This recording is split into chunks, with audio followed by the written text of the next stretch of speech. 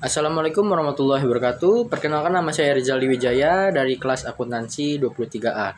Kali ini saya akan membahas tentang perilaku dalam organisasi, memahami dinamika manusia dalam kerjasama. Yang pertama, kita akan membahas apa sih organisasi itu. Definisi dari organisasi sendiri adalah sistem ataupun pola aktivitas kerjasama yang teratur dan berulang oleh sekelompok orang yang memiliki tujuan yang sama. Pandangan dari organisasi sendiri merupakan perpaduan dari bagian-bagian yang saling bergantung melalui kewenangan, koordinasi, dan pengawasan untuk efisiensi. Contoh dari organisasi sendiri meliputi seperti perusahaan, lembaga pemerintah, dan berbagai komunitas sosial yang berinteraksi untuk mencapai misi ataupun tujuannya. Definisi perilaku organisasi. Ada 3 definisi perilaku organisasi. Yang pertama, studi komprehensif. Yang kedua, interaksi antara manusia. Yang ketiga, bidang interdisipliner. Studi komprehensif merupakan studi yang mempelajari tentang bagaimana individu, kelompok, ataupun struktur mempengaruhi perilaku dalam organisasi. Tujuannya adalah untuk meningkatkan efektivitas dari organisasi sendiri dan produktivitas organisasi tersebut. Fokus interaksi manusia adalah memiliki fokus pada interaksi kompleks antar manusia dan bagaimana perilaku mereka membentuk hasil organisasi, termasuk kinerja, kepuasan kerja, dan inovasi. Yang terakhir ada bidang interdisipliner. Sebagai bidang studi, perilaku organisasi sendiri menggabungkan wawasan dari berbagai disiplin ilmu seperti psikologi, sosiologi, dan antropologi. Memberikan perspektif holistik tentang perilaku di tempat kerja. Prinsip-prinsip organisasi menurut A.M. William. Tujuannya jelas, untuk bekerja sama sesuai dengan arah yang strategis. Yang kedua, hierarki dan kesatuan pemerintah. Struktur yang jelas dengan satu alasan untuk setiap bawahan memastikan efisiensi dan akuntabilitas. Yang ketiga ada pendelegasian akuntabilitas. Wewenang dan delegasikan harus disertai dengan pertanggungjawaban yang setara. Yang keempat ada pembagian kerja dan rentang kendali. Spesialisasi tugas dan jumlah bawahan yang optimal setiap manajernya. Yang terakhir ada kepemimpinan dan fleksibilitas. Kepemimpinan yang efektif dan kemampuan beradaptasi terhadap perubahan adalah kunci keberhasilan jangka panjang. Selanjutnya ada tingkat analisis dalam perilaku organisasi. Tingkat individu sendiri ada 3. Yang pertama ada motivasi dan kinerja individu. Yang kedua sikap kerja dan kepuasan. Yang terakhir ada kepribadian dan persepsi. Yang kedua ada tingkat kelompok. Tingkat kelompok sendiri ada 3 juga. Yang pertama ada dinamika kelompok dan komunikasi. Yang kedua pengambilan keputusan dan konflik. Yang terakhir pengaruh norma dan peran kelompok. Dan yang terakhir adalah tingkat organisasi, yang di dalamnya ada budaya dan struktur organisasi. Yang kedua proses perubahan dan pembangunan. Dan yang terakhir ada strategi dan efektivitas organisasi. Fungsi dan peran manajer dalam PO. Yang pertama ada perencanaan. Perencanaan ini bertujuan untuk menentukan tujuan yang akan dicapai dan cara mencapai serta susunan strategi untuk mencapainya. Yang kedua ada pengendalian, yaitu memantau kinerja, mengevaluasi hasil, dan membuat koreksi yang diperlukan. Yang ketiga ada pengorganisasian, merupakan pengalokasikan sumber daya dan mengatur aktivitas tim secara efektif.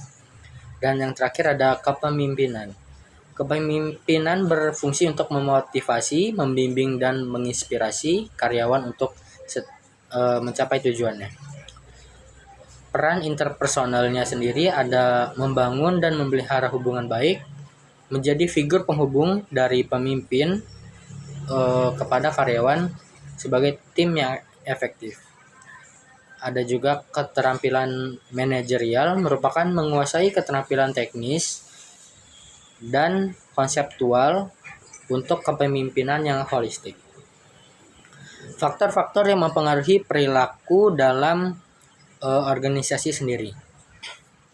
Yang pertama ada faktor individu, merupakan kepribadian, persepsi, nilai-nilai pribadi, dan sikap mempengaruhi bagaimana individu bertindak dan berinteraksi dalam lingkungan kerja. Yang kedua ada faktor kelompok, norma kelompok yang dimainkan adalah perannya sebagai status dan tingkat kohesi mempengaruhi dinamika dan produktivitas timnya. Yang terakhir ada faktor organisasi, merupakan struktur organisasi budaya dan sistem pengendalian manajemen berbentuk lingkungan kerja dan mempengaruhi perilaku karyawan secara keseluruhan. Yang selanjutnya ada tantangan dan kesempatan dalam perilaku organisasi. Yang pertama dalam tantangan dan kesempatan sendiri mencakup keselarasan tujuan, merupakan pengerucutan antara tujuan individu dengan tujuan organisasi adalah tantangan krusial untuk menciptakan sinergi. Yang kedua ada sistem pengendalian, membangun sistem yang mendorong perilaku positif dan mendukung pencapaian tujuan strategis organisasi. Yang terakhir adalah manajemen risiko, mengidentifikasi, menilai, dan mengelola risiko serta membuat keputusan yang tepat untuk keberlanjutannya. Memahami tantangan-tantangan di ini dapat memberikan kesempatan bagi para pemimpin untuk mengembangkan lebih adaptif dan efektif, menciptakan lingkungan kerja yang harmonis dan produktif. Studi kasus singkat pengaruh kepemimpinan terhadap kinerja. Peningkatan produktivitas menaik sebesar 30% di sebuah perusahaan teknologi. Tim proyek X mengalami tingkat produksi yang signifikan mencapai 30% setelah manajer menerapkan gaya kepemimpinan yang partisipatif. Komunikasi terbuka antara manajer untuk mendorong dialog dua arah, mendengarkan masukan anggota tim, dan mempertimbangkan ide-ide mereka. Ada juga yang kedua, sebagai gaya manajer yang menerapkan gaya kepemimpinan partisipatif merupakan penghargaan individu. Manajer memberikan kontribusi setiap anggota tim untuk diakui dan dihargai secara langsung, meningkatkan motivasi dan rasa kepemilikan terhadap proyek. Yang terakhir ada pemberdayaan oleh manajer, merupakan anggota tim diberikan banyak otonomi dan pengambilan keputusan, meningkat inovasi dan tanggung jawabnya, semua dikendalikan oleh manajer. Kesimpulan dari materi kali ini adalah mengapa penting sih memahami perilaku organisasi. Yang pertama, perilaku manusia adalah kunci keberhasilan organisasi, sangat bergantung pada pemahaman dan pengelolaan perilaku individu serta dinamika kelompok. Manajer yang efektif merupakan manajer yang memahami PO dapat menciptakan lingkungan kerja yang positif, meningkatkan efektivitas tim, dan pada akhirnya mendorong produktivitas organisasi.